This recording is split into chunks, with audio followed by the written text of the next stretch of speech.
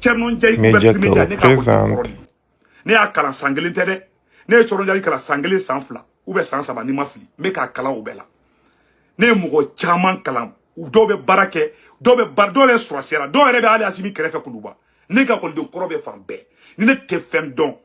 ouverture média Tchernon ko bo ko ni mission ku ye zéro de à la base école sonani be cours da bela lycée Massamaga Diabati lycée Sundiata CFTP ESIG et be cours du obela fraternité école Yena Issa combien d'écoles 4 ou 5 écoles ne kelen kumbe cours da bela kanato malila ne kumbe R sabade sinogo souffert fo ne muso kumbi plein la ko tante ne bulu ne kumbe cours da ne depuis sokmada fait 6h ka jigi fo soma da minuit meta cours privé odi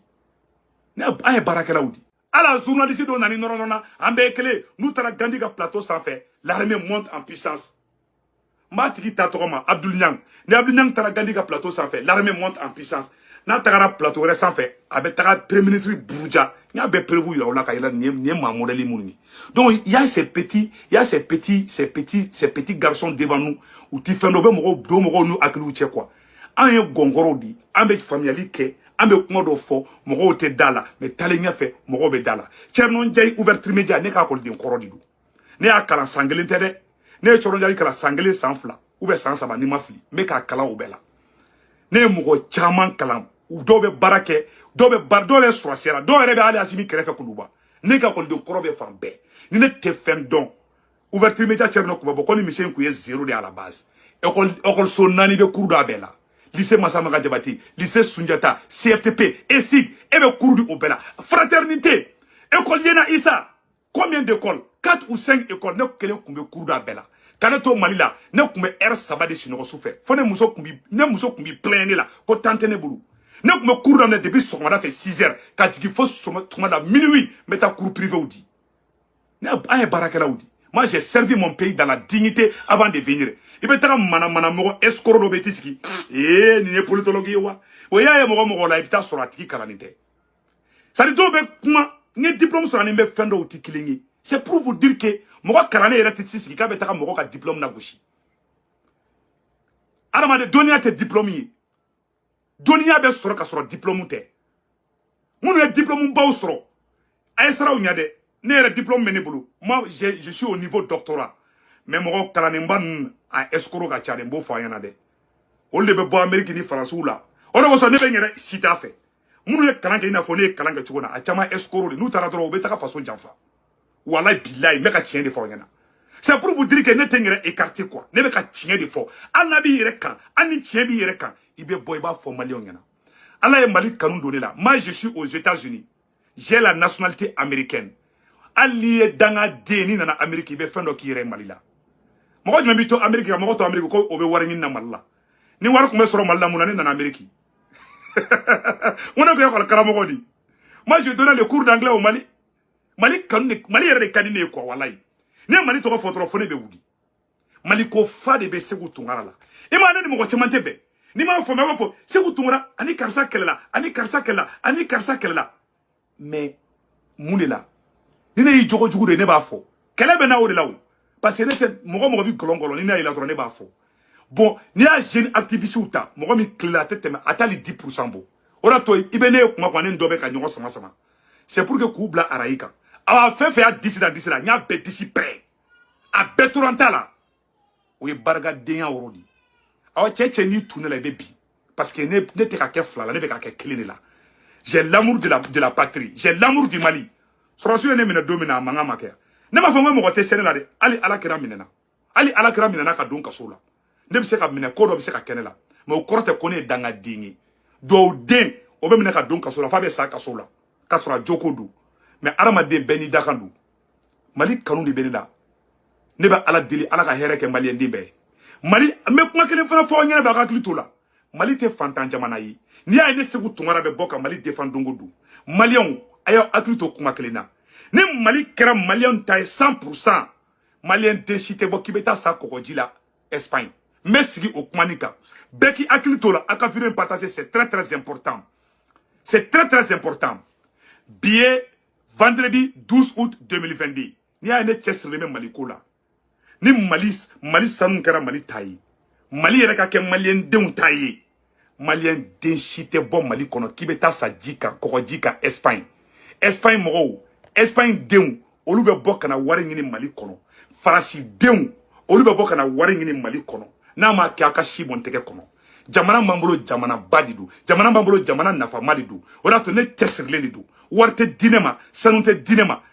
wallahi ne b'a dɔn jamana m'an bolo n'a kɛra an ta ye don min na a bɛ tila k'a fɔ ko cɛ mun ko cɛ fatɔ mun tun bɛ Amérique ko a ka d'u ye nin kuma nin fɔ dɛ mɔgɔ si juguya tɛ ne kɔrɔ ne tɛ escroc de fɛ ne tɛ namara de fɛ n'a ye vidéomani min diya Asimi ka mobili ta k'a d'i ma wala o ɲangoya tɛ ne na hali ni wari dira vidéomani ma i n'a ka kan mais kana escroquerie de kɛ kana wari minɛ ka taga ngalon nɔrɔ mɔgɔw la kana wari minɛ k'i vidéomani ɲɔgɔn kɛlɛ o ye malhonnêteya baara di o baara bɛ mɔgɔ mun na ni ne y'o ye n b'u yira mɔgɔw la di a jumɛn bɛ k'a y'i kɛnɛ kan kafa ka ne bɔ i ka sira de la a cɛ tɛ yen réseau in kan k'i kɛnɛ kan comme i disi pɛrɛn a cɛ tɛ yen parce que o ye jumɛn ye o ye tilenna ne c'est que je ne suis pas faux mb'a dɔn je ne suis pas faux je sais que ne bɛ ka fɛn fɛn kɛ n b'a fɔ maliyɛn den bɛɛ lajɛlen na ka nɔgɔ b'a la pewu bi ye vendredi 12 août 2022 k'a fɔ maliyɛn den bɛɛ lajɛlen ɲɛna jamana min b'an bolo n'an ye Asimi dɛmɛ jamana in ka libéré wallahi maliyɛnw ni français mana baara ɲini Mali kɔnɔ n'a ye tunkara di a ka daji to a kun cɛmancɛ la mɔgɔ bɛ bɔ hali Amérique ka taa wari ɲini Mali kɔnɔ Mali fɛn bɛ Mali la a tɛ Dubaï an bɛ ka taa boli ka taa Dubaï mun na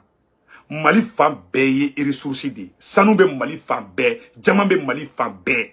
uranium bɛ Mali fan bɛɛ a woyolen dɔ de fo hi i ma Faransi dɛsɛlen ka fara na i ma makɔrɔ bɛ ka avion bila ka taa an ka dugu bombarder parce que mun do a dilan k'a bɛ ka kɛ gansan de ya Asimi terroriste bɛ ban faga la u bɛ ka t'u dilan Niger de kana Mali attaquer Asimi k'i sigi n'a ye Asimi bɛ kɛlɛ in kɛ Asimi sɔnna a bɛ kɛlɛ kɛ Asimi ma sɔn a bɛ kɛlɛ kɛ Asimi yɛrɛ bɛ ka kɛlɛ yɛrɛ préparer mais pour que kɛlɛ ka ɲɛ Asimi bolo anw tɛ fɛ ko dɔ ka Asimi sɔrɔ an ka révolution ka perdu anw haminen don an jɔrɔlen don mais Asimi kɛrɛfɛ mɔgɔ caman man ɲi a bɛɛ ni ka diɲɛnatigɛ cɛ wallahi ala donc k'a fɔ bɛɛ lajɛlen ka an tɛgɛ di ɲɔgɔn ma an ka jamana in bɛ se ka bɔ bolo la cogo min na an k'o baara kɛ jamana in ka bɔ bolo la jamana ko in an kana kɛ ko wɛrɛ ye mɔgɔ si juguya tɛ mɔgɔ si kɔnɔ ne bɛ fɛ jamana in ka kɛ maliyɛnw de ta ye maliyɛn denw sɛgɛra n'a fɔra ko sanu bɛ anw fɛ yen pétrole bɛ anw fɛ yen nɔ jama bɛ anw fɛ yen nɔ gazi bɛ anw fɛ yen ko maliyɛn den de bɛ taa sa kɔgɔji la Espagne k'a sɔrɔ Espagne bɛ ni Mali yɛrɛ ɲɛna Espagne denw bɛna baara kɛ diɲɛ kɛ Mali kɔnɔ an farafin fɛn bɛɛ ala ye fɛn bɛɛ d'an ma mais mɔgɔ jugu de bɛ nin ɲagamina toujours k'an ka kɛlɛ tiɲɛ a y'an faamuya bɛn ka di ne ye wallahi mais billahi mɔgɔ dɔw b'an na u tɛ kana bɛn sira kan surtout Abdou Niang ni a bɛɛ ni ka diɲɛnatigɛ cɛ a tɛ bɛn sira kan c'est un infiltré awa kuma bɛɛ a bɛ information dɔ bila ka mɔgɔw jatigɛ n'a ma fɔ ko premier ministre filɛ nin ye Kati u bɛ n'a bila a bɛ information dɔ bila pour que ka confusion créer ale bɛ information bila ka mɔgɔw ɲagami de n'a taara Gandiga plateau kan a bɛ l'armée monte en puissance a bɛ ko ɲumanbaw fɔ ka audience baw sɔrɔ a bɛ sɔrɔ ka taa plateau wɛrɛ kan ka taga i nɔrɔ Sogɛli la ka Sogɛli buruja mais bi Asimi ko k'ale bɛ Sogɛli kɔ bi Asimi ko bɛɛ ka tugu Sogɛli kɔ mais fo ka Abdou Niang sa n'a tugura Sogɛli kɔ a ka si bɔn tɛgɛ kɔnɔ ni Abdou Niang tugura Sogɛli kɔ k'a sɔrɔ a ka intérêt ta la a ka si bɔn tɛgɛ kɔnɔ mais an tɛna don détail la an ka tɛgɛ di ɲɔgɔn ma an ka jamana in bɔ bolo la jamana in ka kɛ jamana kɔnɔdenw ta ye mun y'a to Mali dɛsɛlen bɛ ka kɛ maliyɛndenw ta ye c'est-à-dire que mɔgɔ caman bɛ na faama caman bɛ na activiste caman bɛ na u ɲɛ b'u poche kɔnɔna de la u ɲɛ tɛ jamana la mais tubabuw dun bɛ jama ka hɛrɛ ni Mali ye hɛrɛ sɔrɔ 10 millions ni 5 millions bɛ di e ma ni Mali ka sanu kɛra Mali ta ye Mali ka fɛn bɛɛ ka kɛ Mali ta ye Mali ka jama ka kɛ Mali ta ye o 10 millions e bɛ se k'ale milliards sɔrɔ ils sont pas intelligents u bɛ saraka deli de la faamaw kɛrɛfɛ nkalontigɛ ni escroquerie la wari dɔɔni bɛ d'u ma dɔrɔn u b'u da yɛlɛma o de y'a to an tɛ ka avancer ne ye n yɛrɛ sacrifier de ka diɲɛ wari kɔ ka diɲɛ sanu kɔ k'a ɲɛsin faso ma k'a nin di faso ma k'an ka fɛn bɛɛ di faso ma k'an yɛrɛ di ala ma k'a da kira ma k'an yɛrɛ kalifa ala la ka kalifa kira la ne b'o sira de kan ne t'a kɛ ko mɔgɔ ka dɔn ne dɛ mais ala bɛ bɛɛ ŋanige dɔn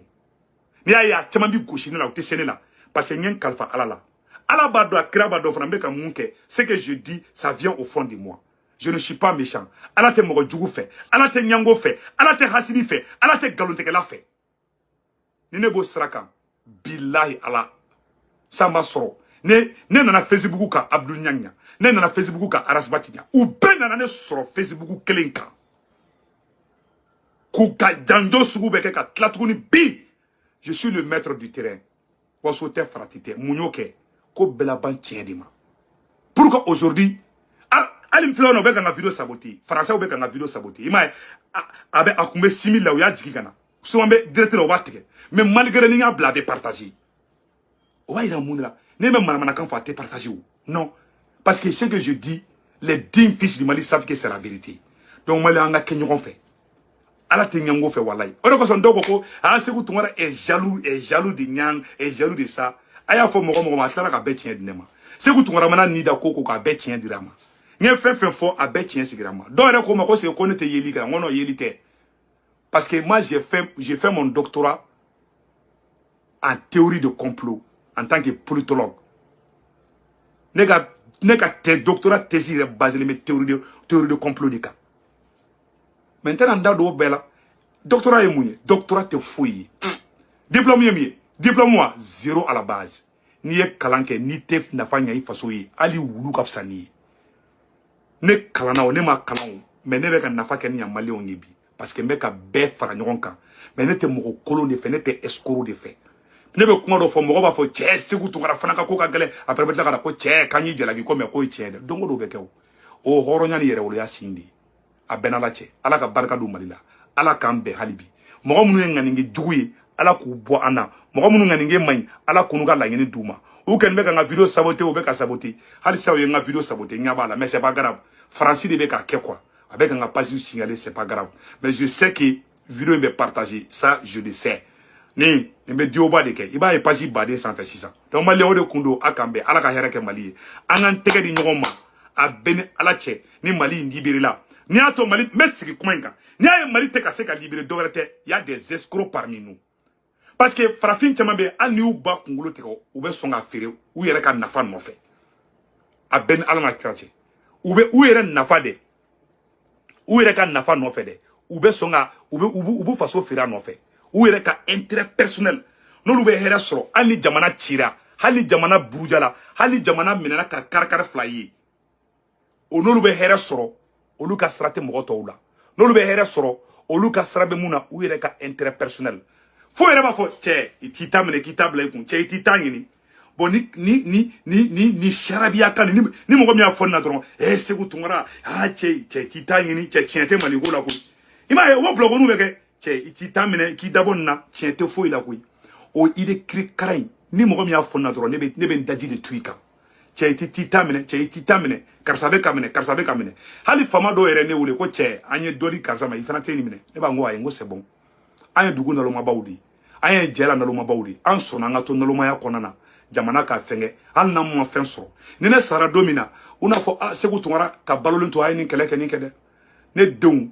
oltena segen soro aw nyekoro ni Mali here soro ni o ba soro peut-être ne don korbara ni ne don yira Mali ona fo segu tungara deli ni segu tungara mi ya ere di Mali ma a don de ni adama de be shin la je ibe bilaje téléphone mun flé ne téléphone intantai ni karabati te ne tayi identi tayi I muso ti tayi ibe sakani beto dien kono ni namara ni galo ni fenke ibe sa ibe ta jeni de ibe jeni ibe ta jahanama kono chama mada sayala ko ado era bolo kute sakoi bon antanga bi kuna kebe sabi be sashini wala ite son kolangolo do be te soama ne be ndaka miri shindela ne te bilaje de o ne ka éducation li j'ai hérité de mon grand-père de mon père de mes parents de mon arrière-grand-père abana c'est tout ne be miri alala mesra alanya mbado jahanama bi mbado arjana bi ne nyuma yake ali mogo kolo mogo jugu na sara kaburu sento fo sampere bejigi mogo jugu akaburu sento la billahi halala mogo nyuma alaka mogo nyuma no sara kaburu sento hal kilinga na matebo ado kaburu sento la ado kaburu sento billahi ni mi kolosi ni ma poata ado kaburu sembe I fare fambe mogo mogo tellement ala banula ku jasi o de ko sanga kenyon fa nga marché tcheka ambe fli mais angana nyogon nambara angana nyogon utiliser farafu ye nyogon ganjele la do to farafi sia bebe farafi ngefe ne ba ameriki samu en presque ne ba do to ube nyogon fe o yekelengi to o te nyogon juwe o fly ne o de takula je ngombo do malion kungulula o fana dama kanandi Ni aventure kɛ hali ni ma école kɛ i bɛ faamuyali kɛ mais e aventure kɛ e yala kɛ mɔgɔ min ye tagama kɛ o bɛ mun dɔn hali mɔgɔ min kalannen o t'a dɔn ne ye n ka tagama kɛ de ka dɔnniyaw ɲini ka tubabuw ka dɔnniyaw ɲini k'a lajɛ mun de bɛ se ka Mali dɛmɛ ne Seku Tunkara b'o ligne de kan a y'a ka n dɛmɛ o la Ala kana to n k'aw janfa Ala ka hɛrɛ k'a ye Ala ka to Mali ka kɛ i n'a fɔ Faransi bɛ cogoya min na Ala ka Mali puissance yɛlɛ Ala ka to Faransi ka denw ka taa baarakɛdenya kɛ Mali kɔnɔ o bɛ na o don bɛ na peut-être o b'a sɔrɔ ne tɛ balo la Asimi tɛ balo la a bɛ temps caman ta dɛ mais mun b'o kɛ an ka lutte kɛ tilennenya kɔnɔna na an ka lutte kɛ hɔrɔnya kɔnɔna na mais n'an ma mɔgɔ jugu bɔ an kɛrɛfɛ u b'an ka ko bɛɛ tiɲɛ an bɛɛ tɛ kelen ye dɛ minnu bɛ k'a fɔ k'an bɛɛ ye kelen ye o fili kuma de u bɛ k'aw bila fili de la hali Ala ye arijana da ka jahanama da ni Ala b'a ka danfɛn bɛɛ fɛ mun na Ala ye dɔw bila ka taa jahanama kɔnɔ ka dɔw bila ka taa arijana kɔnɔ Asimi nin na mɛn c'est très important bɛɛ tɛ se ka fara ɲɔgɔn kan dɛ minnu ye ɲuman ye olu bɛ fara ɲɔgɔn kan minnu ye kolon ye olu bɛ taa u ka côté la ɲuman ni kolon hali Ala yɛrɛ tɛ sɔn u ka fara ɲɔgɔn kan Ala min ye e Asimi da ka ne Seku Tunkara da Ala ko mɔgɔ kolon tɛ taa arijana kɔnɔ Asimi o ye exemple de k'a f'i ɲɛna dɛ Sentane Ibilisi mɔgɔ minnu b'an tu la an dɔ t'u ye mɔgɔ jugu de don fɛn jugu man di hali Ala yɛrɛ ye ni e ko k'e bɛ fɛn jugu ni fɛn ɲuman fara ɲɔgɔn kan ni min kɔlɔsi a bɛ porokoto i la donc Asimi minnu man ɲi u bɔ an na minnu ka ɲi u fara ɲɔgɔn kan ka jamana la avancer n'i ye ɲumanw fara ɲɔgɔn kan koloman dɔw bɛ tubi u bɛ na mais e ka kolon ta k'e bɛ wari dɔ ma ko ka yɛlɛma e fɛ a bɛ wari dun awa n'a fɛrɛli ma a b'i gɛn fana kuma fa filɛ a ba filɛ i ka baara bɛɛ ka ɲi i ka baara kelen mun man ɲi président Asimi n bɛ sigi a kan i tɛ ka sokɔnɔ jugu kɛlɛ bon olu de du ye Modibo Keyita bi sokɔnɔ jugu hali nin jugu hali silamɛya la Ala ko k'ale tɛ filanka fɔ kɔfɛ o ye kɔnɔna jugu de hali Ala t'a fɛ mais e Asimi e b'u fɛ dɛ awa ni mun ma bɔ i la u b'i ka fanga tiɲɛ Ala sago i sago ni exemple de awa ɲɛ Ala ta de f'i ɲɛna a tɛ tɛmɛ nin kan dɛ hali Ayidara mana nin ye bi an ka karamɔgɔ Ayidara mana ne ka nin kuma mɛn bi a bɛ nisɔndiya Ayidara y'a fɔ dɛ voilà an bɛ Mali karamɔgɔ bɛ fɔ Seko Lasana Kane de Segu n b'o fana fo ani Buye Ayidara ani Imam Diko ani Ousmane Seri Maran Ayidara ani Mayin Watara ani Imam Koita n bɛ Mali karamɔgɔ bɛɛ fo n bɛ Mali soma bɛɛ fo n bɛ Mali donso bɛɛ fo n bɛ Mali chrétien bɛɛ fo Monseigneur Ala k'an to ɲɔgɔn ye mais fɛn ɲuman ni fɛn kolon u tɛ taa ni ɲɔgɔn ye Ala yɛrɛ ma sɔn i ma Ala jahanama da ka arijana da donc président Asimi jahanama kɔnɔ mɔgɔw olu ka taa kɛrɛfɛ arijana kɔnɔ mɔgɔw olu ka baara kɛ ka maliyɛndenw